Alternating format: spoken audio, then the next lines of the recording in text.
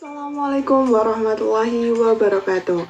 Perkenalkan, nama saya Nur Aini Putri Setiawan, nomor NIM 126204201041. Kali ini saya akan menjelaskan materi tentang tujuan dan manfaat pembelajaran mikro. Sebelum kita lanjut mengenai tujuan dan manfaat dari pembelajaran mikro, sebaiknya kita flashback dulu deh. Apa sih pengertian dari pembelajaran mikro?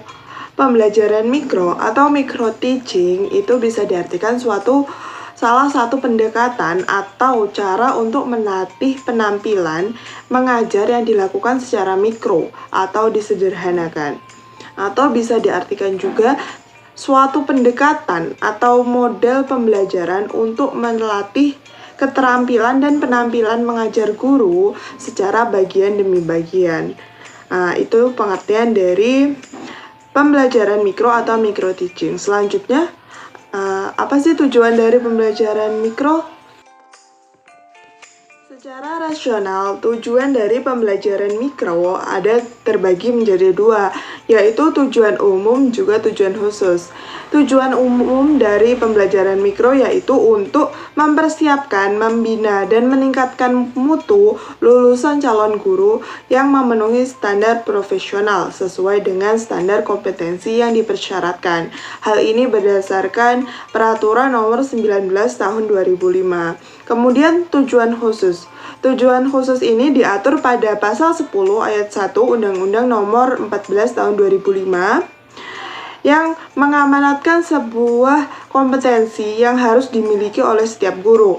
Di antaranya kompetensi pedagonik, kemudian kompetensi kepribadian, kompetensi sosial, juga kompetensi profesional. Keempat jenis kompetensi ini harus merupakan persyaratan mutlak yang harus dimiliki dan didapatkan melalui pendidikan profesi oleh para calon guru. Nah, itu tadi tujuan dari pembelajaran mikro secara rasional atau secara sederhananya. Kemudian kalau sebenarnya tujuan dari pembelajaran mikro ini sendiri terbagi menjadi 5, yaitu yang pertama, untuk memfasilitasi, melatih, dan membina calon guru maupun guru dalam hal keterampilan dasar mengajar atau teaching skills. Kemudian yang kedua, untuk memfasilitasi, melatih, dan membina calon guru maupun guru untuk memiliki kompetensi yang diharapkan oleh ketentuan undang-undang maupun peraturan pemerintah.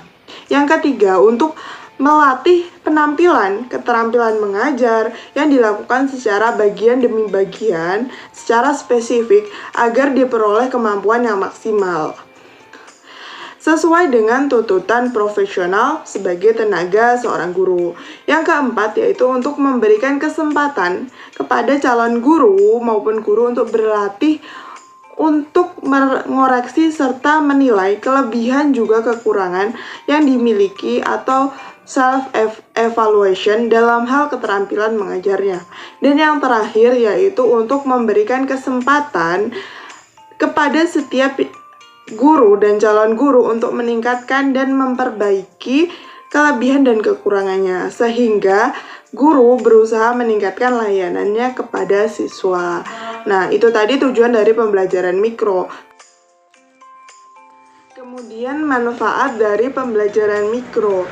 Manfaat pembelajaran mikro ini bermanfaat untuk 3 golongan, yaitu yang pertama, bermanfaat untuk mahasiswa calon guru atau pendidikan pre-service. Yang kedua yaitu bermanfaat untuk para guru atau pendidikan in-service.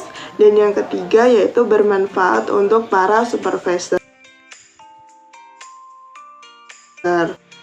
Manfaat bagi mahasiswa calon guru yaitu ada 4.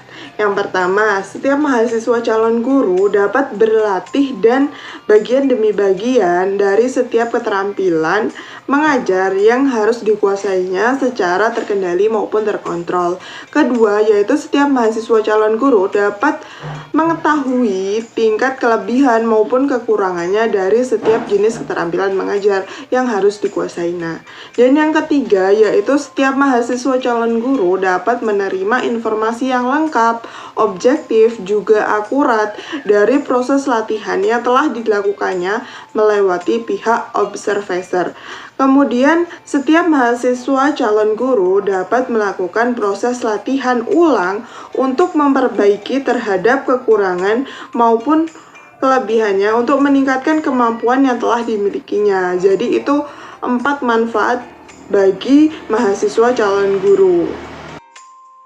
Kemudian manfaat untuk para guru atau pendidikan in service. Di sini manfaat bagi para guru itu hanya 3, yaitu yang pertama, para guru baik secara mandiri maupun bersama-sama dapat berlatih untuk lebih meningkatkan kemampuan mengajarnya yang telah dimilikinya. Kemudian kedua, mengetahui kelebihan dan kekurangan yang dimilikinya terkait dengan keterampilan mengajar yang harus dikuasainya. Yang ketiga yaitu dapat dijadikan sebagai proses uji coba terhadap hal-hal baru seperti dalam penerapan metode, media, materi baru, atau jenis-jenis keterampilan mengajar lainnya sebelum diterapkan dalam proses pembelajaran yang sebenarnya. Yang ketiga adalah bermanfaat untuk supervisor. Apa sih supervisor itu? Supervisor itu bisa disebut yaitu pengawas pendidikan atau pengawas sekolah. Adalah pejabat fungsional yang berkedudukan sebagai pelaksana teknis untuk melakukan pengawasan pendidikan terhadap sejumlah sekolah tertentu yang ditunjuk dan ditetapkan dalam upaya meningkatkan kualitas proses dari hasil belajar dan bimbingan untuk mencapai tujuan dari pendidikan itu sendiri. Jadi supervisor itu singkatnya kita bisa sebut pengawas pendidikan, seperti itu. Untuk manfaat dari supervisor itu ada 4. Yang pertama yaitu dapat memperoleh data yang objektif dan komprehensif tingkat kemampuan para calon guru maupun para guru dalam hal kemampuan mengajar yang harus dikuasai sesuai dengan tuntutan profesinya. Yang kedua yaitu dapat memberikan masukan, saran, maupun solusi yang akurat karena didasarkan pada data dan informasi yang lengkap sesuai hasil pengamatan dan pembinaan melalui pembelajaran mikro yang telah dilakukannya. Yang ketiga yaitu sebagai bahan masukan untuk membuat kebijakan yang lebih tepat bagi pengembangan karir mahasiswa maupun para guru yang menjadi binaannya. Yang ketiga yaitu sebagai bahan masukan untuk membuat kebijakan dalam melakukan proses pembinaan terhadap upaya untuk meningkatkan kualitas penampilan guru itu sendiri. Itu tadi tujuan juga manfaat dari pembelajaran mikro. Jadi tadi tujuannya itu untuk melatih dan membina untuk para guru dan calon guru untuk meningkatkan kualitas cara mengajarnya. Kemudian kalau manfaatnya itu bermanfaat bagi calon guru juga maupun supervisor seperti yang saya jelaskan tadi.